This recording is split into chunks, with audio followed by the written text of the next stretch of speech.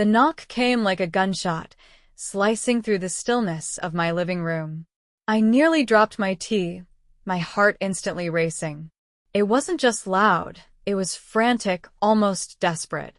Nobody ever knocked on my door this late.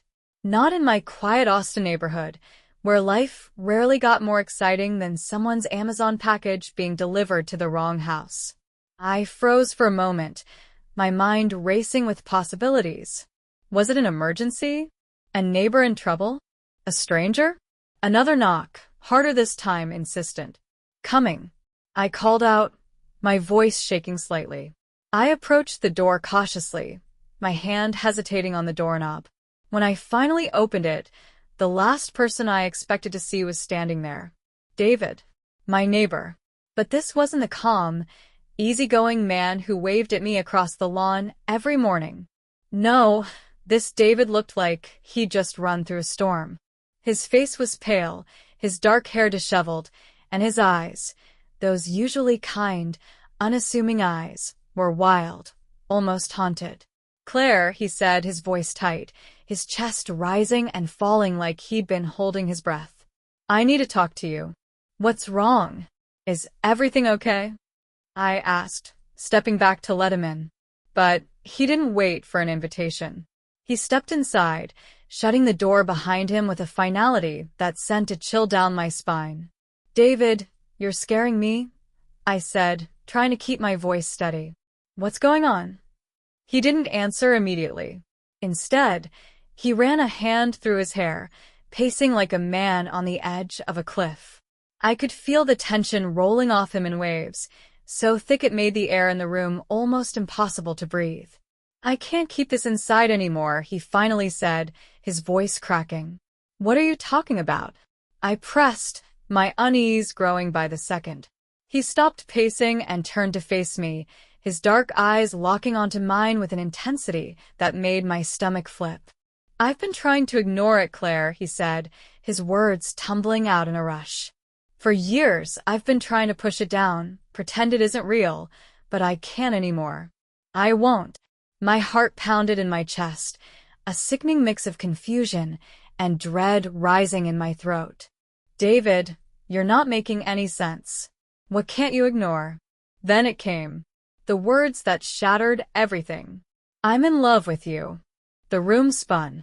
For a moment, I wasn't sure I'd heard him correctly. "What?"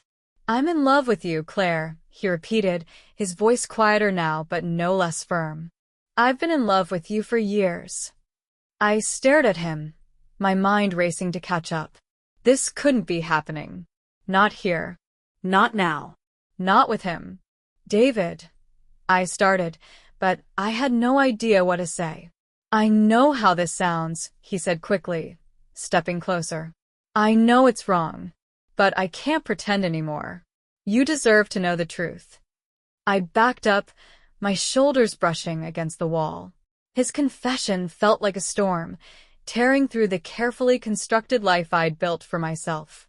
My husband, my son, my quiet, uneventful existence. This wasn't supposed to happen. Not with David, the man who'd been little more than a friendly wave and small talk about the weather. "David, I don't know what to say," I stammered. "You don't have to say anything," he said, his voice soft but insistent. "I just needed you to know. To hear it from me."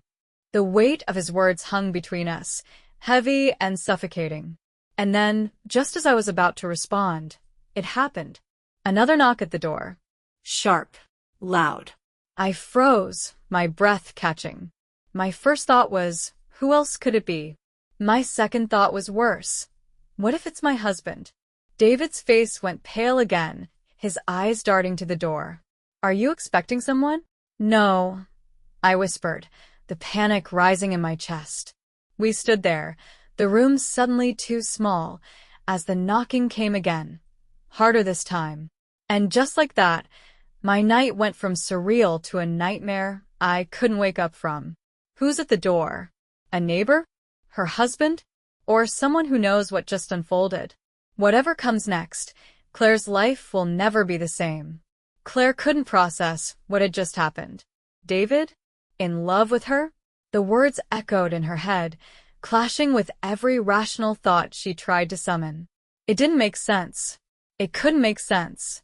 She clutched the back of the chair for support, her mind scrambling for something, anything, that might bring this spiraling situation back to normalcy. Do you want some tea? She asked, her voice barely above a whisper. David didn't even acknowledge her attempt. Instead, he stepped closer, his movements deliberate but tense, like he was afraid she'd bolt if he moved too quickly. You had to know, he said, his voice breaking slightly. Claire, every time I see you, it's all I can think about. You're all I can think about. Her heart thudded painfully in her chest. The intensity in his eyes was overwhelming, making it hard to breathe.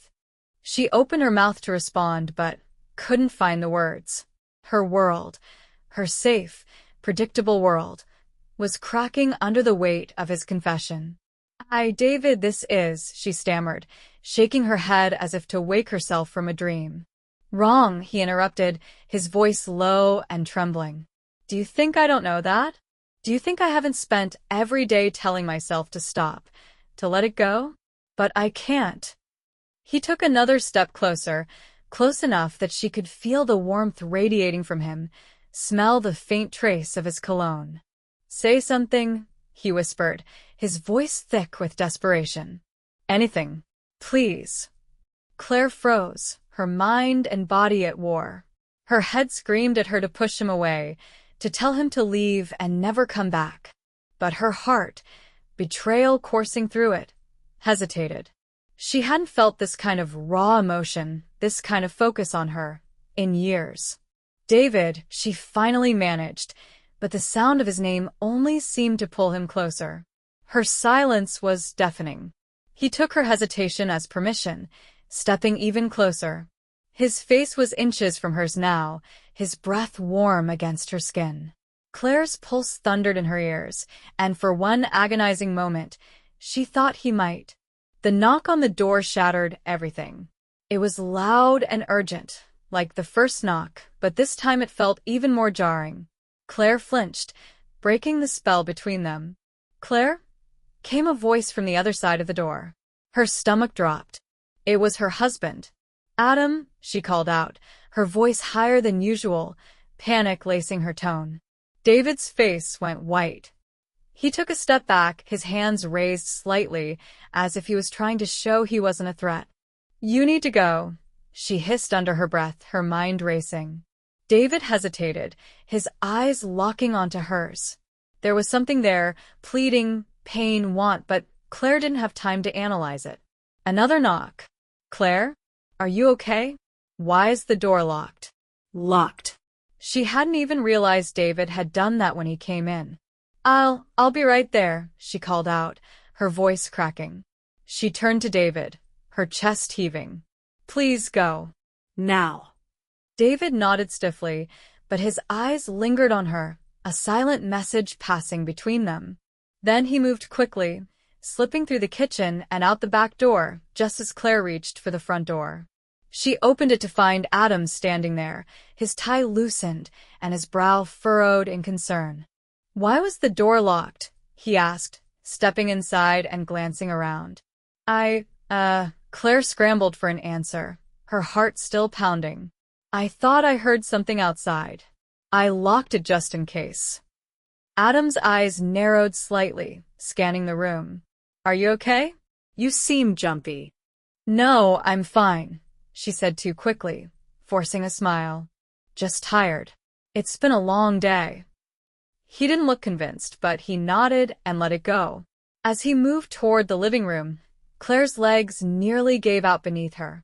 She leaned against the doorframe, trying to steady her breathing. Her phone buzzed in her pocket. She pulled it out with trembling hands and saw a text from David. David, I'm sorry for tonight, but I'm not sorry for telling you the truth. Claire stared at the screen, her emotions a tangled mess. Relief. Guilt. And something far more dangerous, she couldn't bring herself to name. As she deleted the message, a voice behind her made her freeze. Who's texting you this late? She turned to find Adam standing there, his arms crossed and suspicion etched into his face. The next morning, Claire stood at her kitchen sink, staring blankly out the window.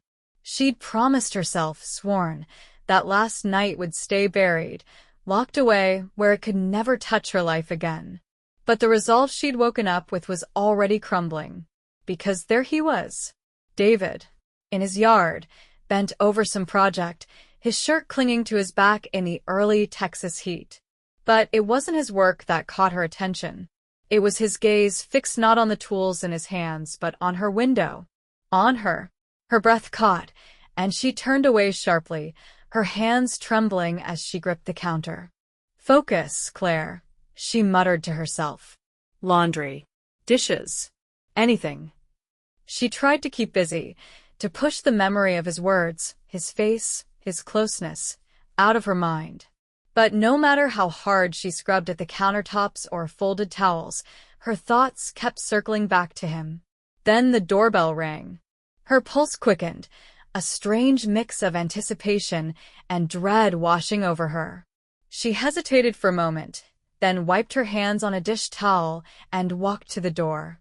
When she opened it, there he was, standing on her porch with a wrench in one hand and a toolbox in the other.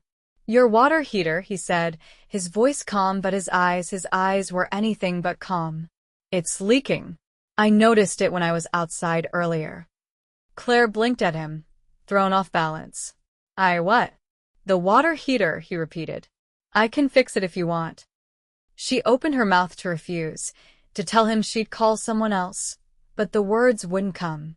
Instead, she found herself stepping aside, letting him in.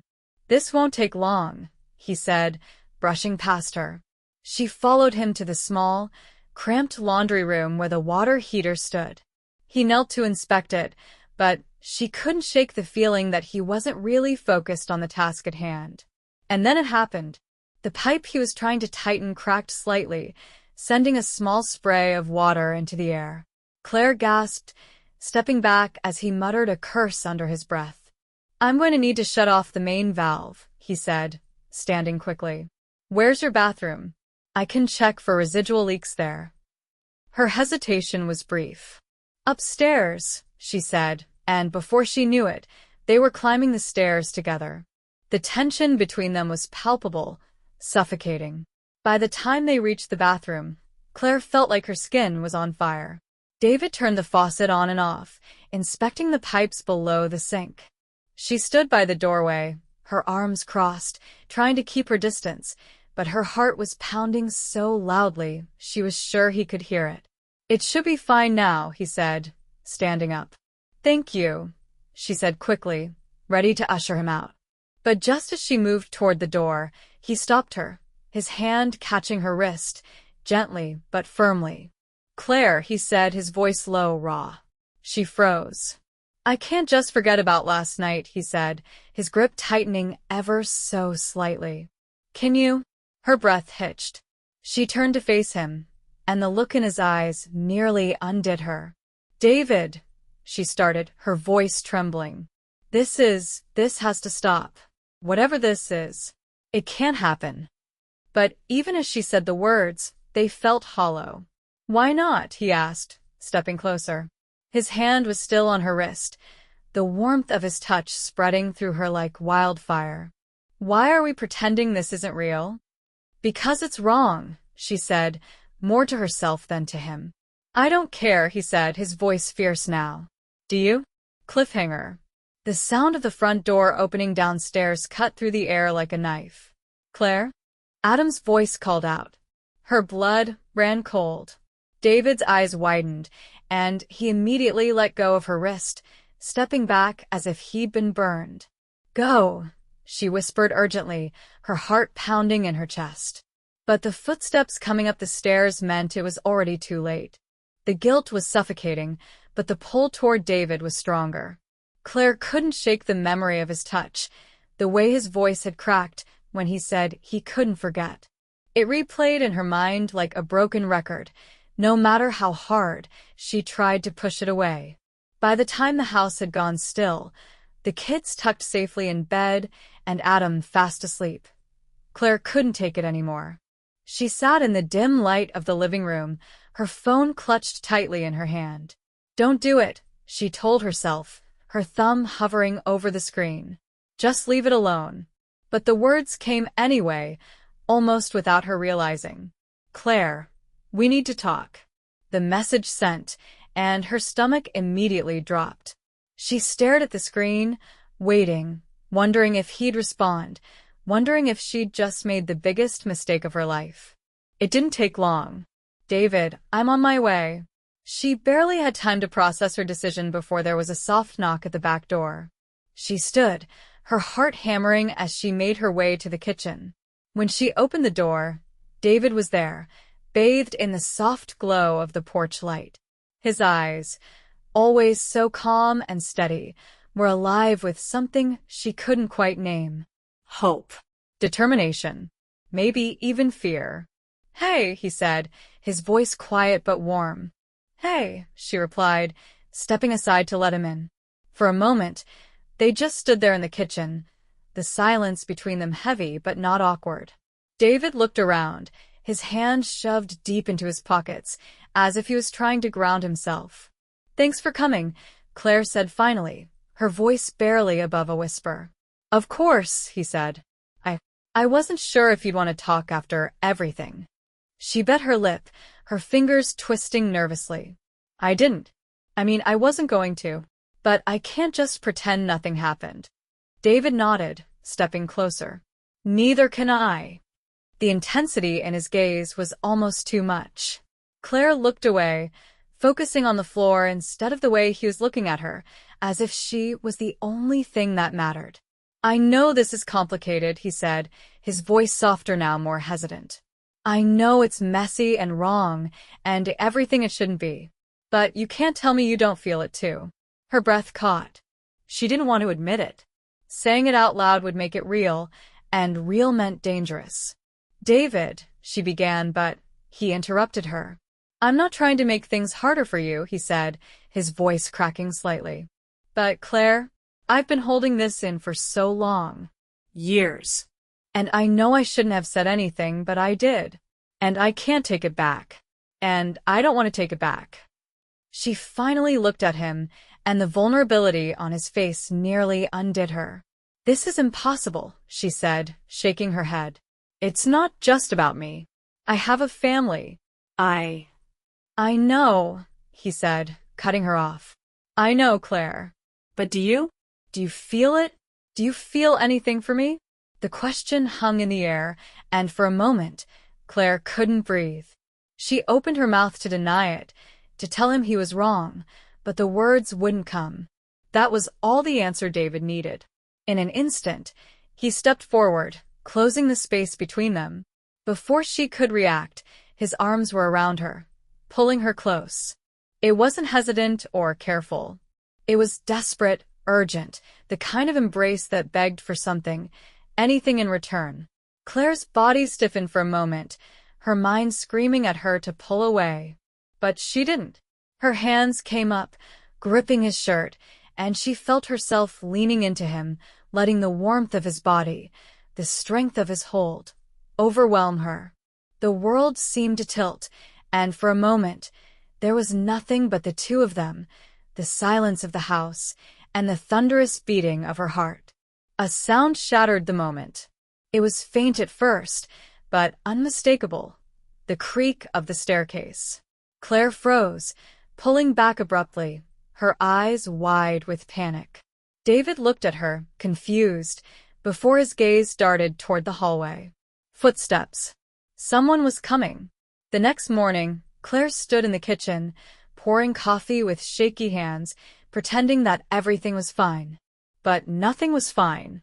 Inside, she felt like a glass teetering on the edge of a counter, one wrong move away from shattering completely.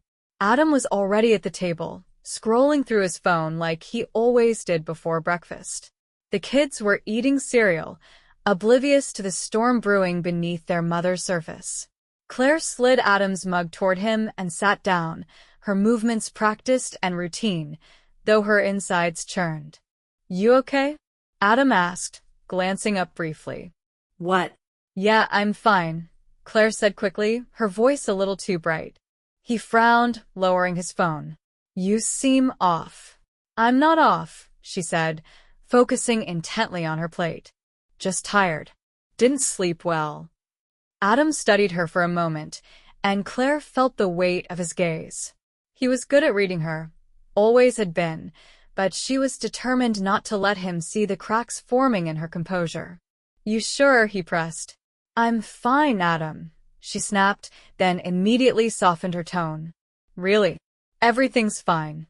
He hesitated, clearly unconvinced, but he let it go, returning to his phone. Claire breathed a silent sigh of relief and went back to her coffee, though her hands still trembled as she lifted the mug to her lips. Later that morning, Claire busied herself with housework, trying to drown out the chaos in her mind. She vacuumed the living room, wiped down the kitchen counters, and folded laundry with a kind of fervor that spoke more of distraction than productivity. She was dusting the bookshelf when she heard Adam's voice behind her. Whose jacket is this? Claire turned sharply, her stomach dropping. Adam was standing by the dining table, holding up a black zip-up jacket she instantly recognized. David's. Her mind raced, scrambling for an explanation, but her silence lasted a beat too long. Claire? Adam's voice was sharper now, his brow furrowed. It's David's, she blurted out, her voice unsteady. Adam's eyes narrowed. David's. Yes, she said quickly, forcing a nervous laugh. He was over the other day, fixing the water heater. He must have left it. She tried to keep her tone casual, but even she could hear the tension in her voice. Adam heard it too. Fixing the water heater? He repeated, his tone skeptical. Yes, Claire said, nodding a little too vigorously. It was leaking, and he offered to help. That's all. Adam stared at her, his expression unreadable. Then slowly he nodded. But it wasn't a nod of agreement. It was a nod of doubt. Right, he said, setting the jacket back on the chair. Makes sense. But the way his eyes lingered on her, sharp, questioning, made it clear that he wasn't convinced. Claire forced a smile, her heart pounding. I'll make sure to return it to him later. Yeah, Adam said, his tone flat. You do that. For the rest of the day, Claire felt his presence like a shadow, always there, watching her, even when he wasn't in the room. Every time their paths crossed, she could feel his suspicion radiating off him, the unspoken question hanging in the air. What aren't you telling me? That night, as they got ready for bed, the tension between them was almost unbearable. Adam was unusually quiet, his movements deliberate, his eyes avoiding hers. When he finally slid under the covers, Claire hesitated at the door, gripping the frame so tightly her knuckles turned white. You coming to bed? He asked without looking at her. Yeah, she said softly, her voice barely audible. She climbed into bed beside him, but the silence between them felt like a canyon, wide and unbridgeable. As she stared at the ceiling, her thoughts spiraled, and she wondered how long she could keep up this charade before it all came crashing down. As she closed her eyes, her phone buzzed on the nightstand. She reached for it quickly, praying Adam wouldn't notice. David said, we need to talk. Tomorrow. Claire's stomach twisted. She glanced at Adam, who had turned his back to her, his breathing steady. But even as he lay still, she couldn't shake the feeling that he was wide awake and waiting. The tension in the house had been suffocating all day. I felt it in every look Adam gave me, every pause in our conversations. He didn't have to say anything. I could feel the questions burning in him, waiting to surface. By the time dinner rolled around, I was doing everything in my power to act normal, but my hands shook when I poured drinks, and I avoided his gaze as much as I could. The kids, blissfully unaware, chattered about their day, their voices the only thing keeping the silence at bay. When the kids finally went to bed, I retreated to the kitchen, trying to catch my breath. I scrubbed the counters with more force than necessary, hoping the simple, repetitive motion would keep my mind from spiraling. Then Adam's voice came from behind me, sharp and clipped. "Can we talk?" I froze, my grip tightening on the dishcloth. Slowly, I turned to face him. He was leaning against the doorway, his arms crossed, his face unreadable. "Sure," I said, trying to sound calm. "What's on your mind?" "What's going on with David?" he asked, his tone low but unmistakably accusatory. My stomach dropped. My pulse quickened, but I forced myself to hold his gaze. "What do you mean?" "You know exactly what I mean," he said, his eyes narrowing. "Why is he always around? Fixing things. Helping with this and that. Leaving his stuff here." "He's just being neighborly," I said, my voice coming out too quickly, too defensive. "Neighborly?" Adam repeated, his tone sharp. "Do you think I haven't noticed how often he's here? How he looks at you?" My chest tightened, but I tried to stay calm. "Adam, you're overreacting. He's just helping out. That's all." He stepped closer, his eyes locked on mine. "Don't treat me like I'm an idiot, Claire. Something's going on, and I want the truth." "There's nothing going on," I shot back, my voice louder than I intended. "Why are you trying to make something out of nothing?" Adam's jaw tightened. "Because it doesn't look like nothing." I opened my mouth to argue, but before I could say anything, the doorbell rang. The sound was so unexpected that I flinched. Adam turned toward the door, his brow furrowed. "Who the hell is that?" he muttered, already moving toward the front door. "Adam, wait." I started, panic rising in my chest, but he ignored me. I followed him into the hallway, my heart pounding in my ears. When he opened the door, my worst fear was standing there. David. He was on the porch, his hands shoved deep into his pockets. His face was serious, determined, and he wasn't looking at Adam. He was looking at me. "I'm here to set things straight," David said, his voice calm but resolute. Adam stiffened, his hand still on the doorknob. "Set what straight?" he demanded, his tone ice-cold. David took a small step forward, his eyes flicking back to me for a brief moment. "Claire and I." He didn't get the chance to finish. Adam lunged forward, his fist connecting with the side of David's face in one fluid, violent motion. "Adam, stop!" I screamed, rushing to grab his arm as he drew back for another swing. David stumbled, one hand coming up to wipe the blood from the corner of his mouth, but he didn't fight back. He just stood there, his hands raised slightly. "I didn't come here to fight," he said, his voice steady despite the situation. "You shouldn't have come here at all," Adam growled, shaking me off as he stepped between me and David. "Please," I begged, my voice shaking. "Can we just talk about this?" Adam turned to me, his face a mixture of anger and betrayal. "Talk about what, Claire?" "About how you've been sneaking around with him. About how you've been lying to me." "I haven't." "Don't," he interrupted, his voice breaking.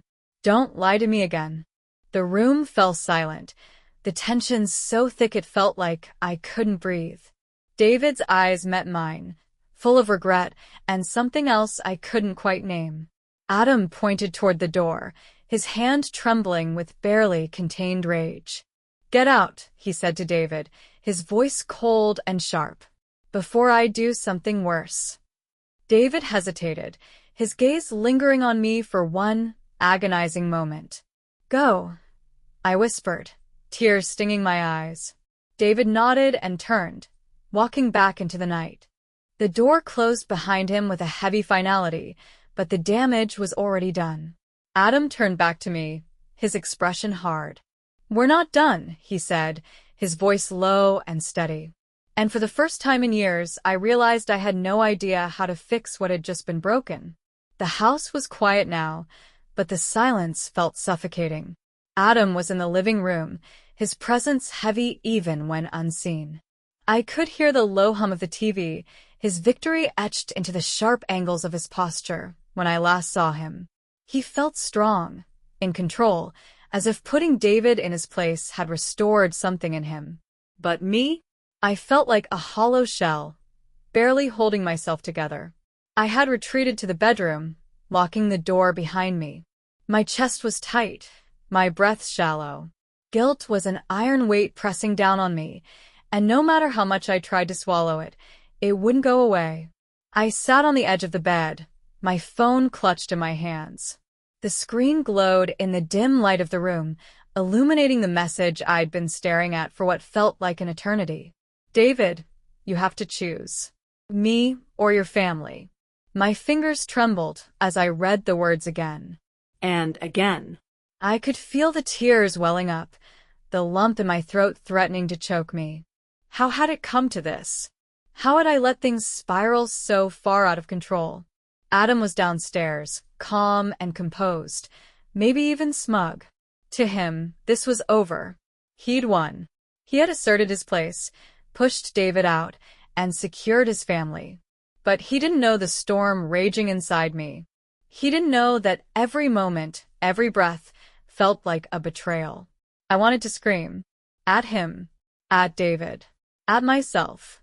But all I could do was sit there, staring at the screen, my vision blurred with tears. David's message was simple, but the choice it demanded was anything but. If I chose David, I would destroy everything I had built with Adam. Our home. Our children. A life that, despite its cracks, was still standing. But if I chose Adam, I would be burying a part of myself, a part one wasn't sure I could ever get back. The phone buzzed again, jolting me. David wrote me, "Claire, I need an answer. I can't do this anymore."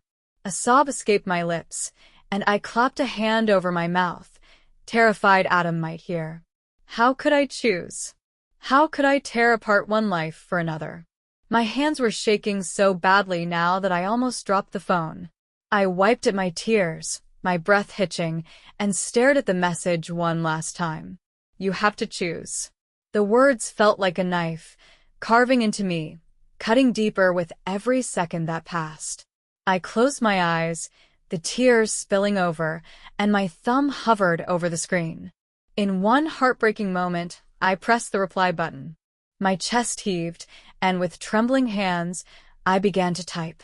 Write in the comments what Claire should have done to avoid ruining her family and her life. Is it possible to fix things at this point?